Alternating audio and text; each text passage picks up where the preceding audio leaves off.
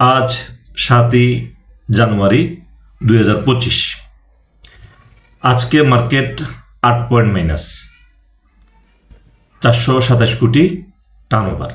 তো মার্কেটের টার্নওভার যথারীতি আজকেও কম। তো আজকের আমাদের শিরোনাম যেটা, মার্কেটে আমাদের কেন লস হচ্ছে। তো আমাদের মার্কেটে লস হওয়ার যে মূল কারণ সেটা হলো যে আমাদের সবসময় নজর থাকে অ্যাবনর্মাল ট্রেডের প্রতি, অর্থাৎ যে শেয়ারটা আজকে বাড়লো এই শেয়ারটাতে আমরা এন্ট্রি দিচ্ছি, এই কারণে আমাদের লস হচ্ছে। তাহলে এখান থেকে আমাদের অ্যাবনর্মাল ট্রেডের যে ট্রেডের দিকে আমাদের যে নজর বা আমাদের চোখ, এখান থেকে আমরা মার্কেটের দিকে কিভাবে নিয়ে আসবো, কিভাবে আমরা প্রফিটেবল ট্রেড করব বা কিভাবে আমরা প্রফিটের ধারায় ফিরবো, এই জন্য আমাদের কি করতে হবে। আমাদেরকে প্রথমে দেখতে হবে যে মার্কেটের টার্নওভার। যেহেতু মার্কেটের টার্নওভার কম, তাই আমাদেরকে গেম শেয়ারে এখন আমরা এন্ট্রি দিতে পারবো না। এই কারণে আমরা এন্ট্রি দিব না গেম শেয়ারে, যেহেতু মার্কেটের বাজারে ফান্ড নাই গেম করার মতো শেয়ার। এই কারণে আমরা যে শেয়ারে গেম হবে এই শেয়ারে আমরা এন্ট্রি দিব না, কারণ গেম শেয়ারে এন্ট্রি দিতে গেলেই আমাদের লস হবে। যেহেতু বাজারের টার্নওভার কম, বাজারে গেম করার মতো পর্যাপ্ত পরিমাণ ফান্ড নাই। তাহলে আমরা কোন ধরনের শেয়ারে আমরা এন্ট্রি দিলে আমরা প্রফিটের ধারায় ফিরব। যে শেয়ারগুলোর ভালো ডিভিডেন্ড দিবে, যেগুলোর ভালো ইপিএস এবং যেগুলো বেশি প্রফিট করছে, এই ধরনের শেয়ারে আমরা এন্ট্রি দিলে এখন আমাদের প্রফিট হবে। যদিও বাজারের টার্নওভার কম, কিন্তু যেসব শেয়ারের ডিভিডেন্ড ভালো আসবে, যাদের ভালো ইপিএস, ভালো প্রফিট, এই ধরনের শেয়ার অটোমেটিক্যালি তাদের যে ন্যায্য প্রাইস বাজারে, সে প্রাইজে চলে যাবে মার্কেটের টার্নওভার কম হওয়া সত্ত্বেও। যেগুলো ধীরে ধীরে হয়তো আমাদের নজর থাকে হলো অ্যাবনর্মাল ট্রেড, যেটা আজকে কোন শেয়ারের দাম বাড়লো, কোন শেয়ার আজকে ভলিউম হলো, কিন্তু এই শেয়ার একদিন বাড়ার পরে দ্বিতীয় দিন রেট আর থাকছে না, কারণ হলো বাজারের টার্নওভার কম। যেহেতু যতদিন বাজারে টার্নওভার ফিরে না আসবে ততদিন আমরা ওই ধরনের শেয়ার এন্ট্রি দিব যেগুলো ভালো ডিভিডেন্ড দিবে, ভালো ইপিএস আছে এবং যেগুলোর প্রফিট ভালো করছে, বেশি পরিমাণ প্রফিট হচ্ছে। তো এই ধরনের শেয়ার টার্নওভার কম হলেও তাদের যে ন্যায্য যে বাজার মূল্য, এটা বাজারই তাদেরকে ওই মূল্যে নিয়ে যাবে। এটা হলো সবচেয়ে সহজ পন্থা যে আমাদেরকে প্রফিটের ধারায় ফিরে আসার জন্য। এখন যদি আমরা যত বেশি ট্রেড করব এই কম টার্নওভারে, তত মার্কেটে আমাদের পোর্টফোলিও লসের দিকে যাবে। এটা হলো আমাদের পলিসি থাকবে এইভাবে যে আমরা যতদিন টার্নওভার কম থাকছে ততদিন আমরা ভালো শেয়ারে থাকব, ভালো ডিভিডেন্ড শেয়ারে থাকব। তাহলে আমাদের লস আসবে না পোর্টফোলিওতে, আমরা প্রফিটের ধারায় ফিরে আসব। বাজার আমাদেরকে প্রফিট দিবে। যখন বাজারে টার্নওভার বাড়বে তখন আমরা অন্যান্য শেয়ারের দিকে নজর দিব। এখন আপাতত অন্য শেয়ারের দিকে নজর দেওয়ার প্রয়োজন নেই। এটা হলো আমাদের বাজারে কি করা উচিত, এগুলো কেন আমাদের লস হচ্ছে এটার ব্যাখ্যা। আমার আলোচনায় কয়েকটা ভিডিওতে রাজনৈতিক কিছু আলোচনা আসে। এই রাজনৈতিক আলোচনাগুলো মূলত আসে হলো যে বাজারকে স্টেবল করার জন্য। যে আমাদের দেশে যে মন্ত্রিত্ব দেওয়া হয়, হ্যাঁ, এটা হলো দলীয় লোকদের মন্ত্রিত্ব দেওয়া হয়, কিন্তু মন্ত্রিত্ব দিতে হবে হলো যারা যে সেক্টরে কাজ করছে তাদের কাজের অবদানের উপর দিতে হবে। যদি কাজের অবদানের উপর যদি দেওয়া হয় মন্ত্রিত্ব, তাহলে সেক্ষেত্রে প্রত্যেকটা সেক্টরের লোকজন তাদের নিজেকে উজাড় করে কাজ করবে, কারণ হলো তাদের একটা ফিউচারে তারা মন্ত্রিত্ব পাওয়ার একটা সুযোগ থাকবে। আমরা এখানে একটা উদাহরণ, একটা স্বরূপ একজন মানুষের কথা বলতে পারি, যেটা হলো খাদ্য অধিদপ্তরের যেটা ম্যাজিস্ট্রেট, যেটা ওই যে খলিল মাংস বিধান কিংবা অনেক ডিম, বিভিন্ন যে প্রাইজিং, যে ওভার প্রাইজে যা অথবা পেঁয়াজ বিক্রি করছে, ওনাদেরকে উনি ধরছেন। তো ওনাকে তো আমি ব্যক্তিগতভাবে ওনার সাথে আমার পরিচয় নেই। তো ওনার যে অ্যাটিটিউড, ওনার যে কাজের যে যে পলিসি দেখে মনে হয় যে তাকে কোটি টাকা দিয়েও ওনাকে কেনা যাবে না, এটা মনে হয় ওনাকে দেখে। তো ওনারা যেভাবে কাজ করছে যে খাদ্যের ক্ষেত্রে, সেক্ষেত্রে হলো যে এই ধরনের লোকজনকে যদি মন্ত্রিত্ব দিতে হয় বা যদি অবদানের ভিত্তিতে, তাহলে খাদ্যমন্ত্রী হিসেবে এ ধরনের লোকজনের নাম আসবে আগে সিরিয়ালে। এটা হবে যে যেমন একজন মতিয়া চৌধুরী, সম্ভবত উনি কৃষিমন্ত্রী ছিলেন, তাহলে কৃষিতে তার কি অবদান ছিল? যদি খাদ্যে যদি এ ধরনের যদি যারা অবদান আছে, যে যিনি কাজ করছেন, হ্যাঁ, তাকে দেখে মনে হচ্ছে না যে তাকে টাকা দিয়ে কেনা যাবে, তাহলে এ ধরনের লোকদেরকে যদি আমরা যদি মন্ত্রিত্বের ক্ষেত্রে যদি তাদের যদি নাম যদি প্রথমের দিকে রাখা হয় বা মন্ত্রিত্ব দেওয়া হয়, তাহলে তারা দেশের জন্য ভালো কাজ করতে পারবে।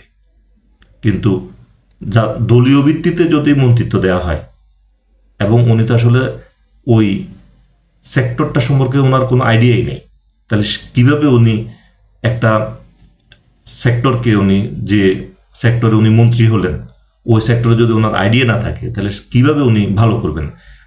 যেমনটা সিকিউরিটি এক্সচেঞ্জ কমিশনের যেটা হলো চেয়ারম্যান নিয়োগের ক্ষেত্রে, যেটা আমি বারবার বলি, যেটা হলো যে কেন আননোন একজন পার্সনকে সিকিউরিটি এক্সচেঞ্জ কমিশনের চেয়ারম্যান বানানো হবে?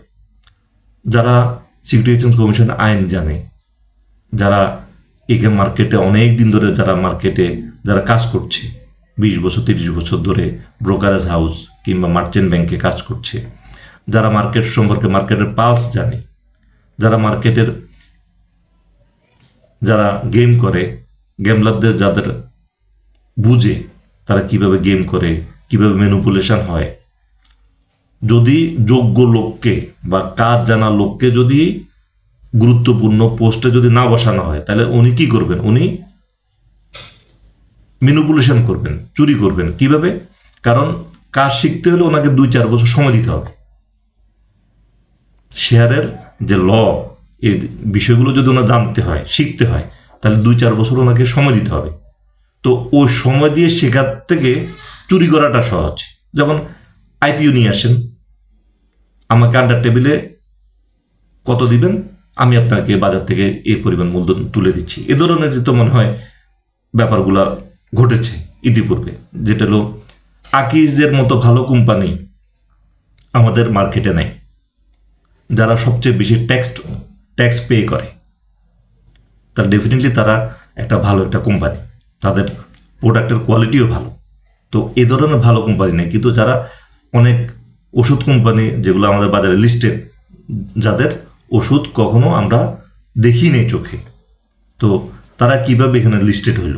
নিশ্চয়ই আন্ডার টেবিল, যে আমি আপনাকে লিস্টেড করব, আপনি আমাকে কত দিবেন, আপনি বাজার থেকে কত তুলবেন, এ ধরনের নেগোসিয়েশনে গিয়ে তো এ ধরনের হয়। তো এ ধরনের এগুলো হচ্ছে কেন? কারণ হলো উনি বাজার শিখবে কখন? যেহেতু আমি বাজার জানি না, বাজার নিয়ন্ত্রণ করাটা আমি জানি না, বাজারের আইন বুঝি না, তো সেক্ষেত্রে আমাকে সবচেয়ে সহজ পন্থা হলো আমাকে ম্যানিপুলেশন করা। চুরি করতে হলে বিদ্যা প্রয়োজন নেই, কিন্তু বাজারকে যদি সঠিকভাবে নিয়ন্ত্রণ করতে হয়, মার্কেটকে যদি নিয়ন্ত্রণ করতে হয়, সেক্ষেত্রে আমাকে আইন জানা লাগবে, আমাকে মার্কেটের পালস বুঝতে হবে, গ্যামলারদের বিহেভিয়ার, ইনভেস্টর বিহেভিয়ার বুঝতে হবে। তো এগুলো কারা বুঝবে? যারা এই মার্কেটে 20-30 বছর কাজ করছেন, তারা বুঝবে, তারা মার্কেটে লিডিং দিবে, তারা মার্কেটের গুরুত্বপূর্ণ পজিশনে বসবে। তো এ ধরনের লোকজন যদি গুরুত্বপূর্ণ পজিশনে না বসানো হয়, তাহলে মার্কেট স্টেবল হবে কিভাবে? মার্কেট খারাপ হতে আসলে কোনো কারণ নেই। কারণ হলো মার্কেট যত বেশি ভালো হবে, মার্কেটে তত বেশি ইনভেস্টমেন্ট আসবে, এবং মার্কেটে যত বেশি ইনভেস্টমেন্ট আসবে, এখান থেকে গভর্নমেন্ট, এখান থেকে বিভিন্ন বড় বড় প্রকল্প টাকা দিয়ে তারা প্রকল্প করতে পারবে। তো এটা হলো যে সহজ।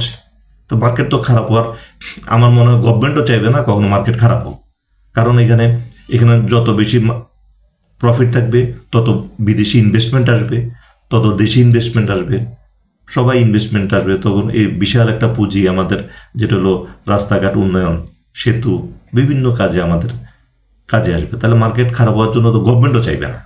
সেক্ষেত্রে হলো এখানে মনে হয় যে পলিসি মেকিংয়ে ভুল হচ্ছে, যেখানে হলো যে যোগ্য লোক যেখানে এখানে গুরুত্বপূর্ণ পোস্টে এখানে হয়তো নিয়োগ দেওয়া হচ্ছে না, কিংবা হয় নাই, কিংবা জানা লোক এখানে এখনো ওইভাবে আসে নাই। তো আমার মনে হয় ওই ধরনের লোক এখানে আসা লাগবে।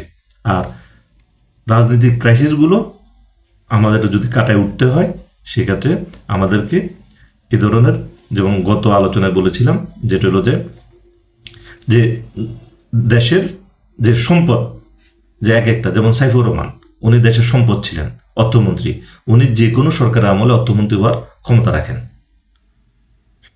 প্রেসিডেন্ট শাহাবুদ্দিনের কথা বলেছিলাম, উনি হলো অনেস্ট পার্সন, উনি যে কোনো দলে যদি আসে সেই দলেরই উনি প্রেসিডেন্ট হওয়ার ক্ষমতা রাখেন।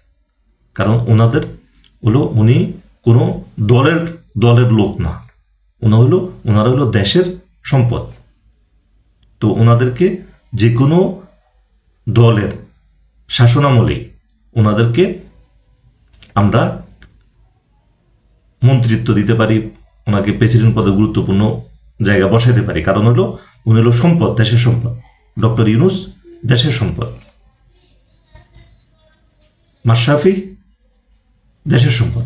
সে ক্রিকেট ভালো খেলতেন, আবার উনি ভালো কাজও করেছেন, এই কারণে উনি কিন্তু এখনো দেশে আছেন, নাহলে উনি দেশ থেকে পালাই যেতেন।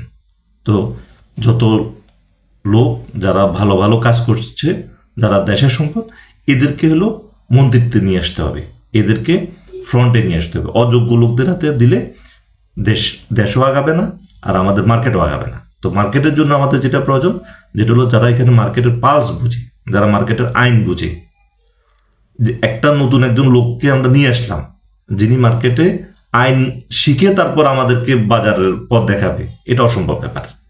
যিনি মার্কেটে আইন জানেন, মার্কেটের পালস জানেন, ওনাকে মার্কেটে গুরুত্বপূর্ণ পোস্টে পজিশনে বসাইতে হবে, তাহলেই মার্কেট ভালো হবে। তো আমাদেরকে যেটা হলো মার্কেট নিয়ে যেটা আলোচনা, যেটা বলেছিলাম, সেটা হলো যে আমাদের কেন লস হচ্ছে। আমাদের লস হওয়ার কারণ হলো যে আমরা অ্যাবনর্মাল ট্রেডের দিকে আমাদের খেয়াল। তো অ্যাবনর্মাল ট্রেডের দিকে খেয়াল না করে আমাদেরকে খেয়াল করতে হবে যে মার্কেট টার্নওভার যেহেতু কম, সেহেতু আমাদের গেমিং শেয়ারে আমাদের এন্ট্রি দেওয়া যাবে না, কারণ গেম করার মতো মার্কেট এখন পর্যাপ্ত পরিমাণ ফান্ড নেই। তো আমাদেরকে কী করতে হবে, আমাদের যে শেয়ারে ডিভিডেন্ড ভালো দিচ্ছে, ডিভিডেন্ড ভালো দিবে, যে শেয়ার ইপিএস ভালো, যে শেয়ারের প্রফিট বেশি হচ্ছে, এইসব শেয়ার এন্ট্রি দিতে হবে। তখন বাজার যে ভালো যে ডিভিডেন্ড দিবে এবং এই শেয়ারের যে ন্যায্য রেট হওয়া উচিত, এই রেট অটোমেটিক বাজার ওই রেট তাকে দিবে, ওই কোম্পানির রেট ওইখানে চলে যাবে। এই কারণেই যে কিছুদিন আমরা দেখতে পাচ্ছি, যেটা হলো ডাচ বাংলা কিংবা উত্তরা ব্যাংক, সিটি ব্যাংক, এ ধরনের শেয়ারগুলো বাড়ছে। কারণ হলো তাদের ডিভিডেন্ড ভালো আসবে, এখানে চাহিদা ক্রিয়েট হবে, এবং এখানে কি হবে, আস্তে আস্তে তার যে ন্যায্য রেট বাজারে হওয়া উচিত, ওই রেটটা চলে আসবে। ওই রেটে অটোমেটিক বাজার তার রেট দিয়ে দিবে। তখনই আমরা প্রফিটের ধারায় ফিরতে পারবো। যখন মার্কেটে টার্নওভার বাড়বে, তখন আমরা অন্য শেয়ারের দিকে আমরা নজর দিব, আমাদের প্ল্যান চেঞ্জ করব। তো আমার এই গ্রুপে, আমার যে চ্যানেলে যারা আমার ভিউয়ার্স যারা দেখেন, তারা অবশ্যই এই পলিসিতে আসবেন এবং এই ভিডিওগুলো শেয়ার করবেন, যাতে সবাই এই পলিসির মধ্যে চলে আসতে পারে। তো আজকের আলোচনা এই পর্যন্তই, ধন্যবাদ।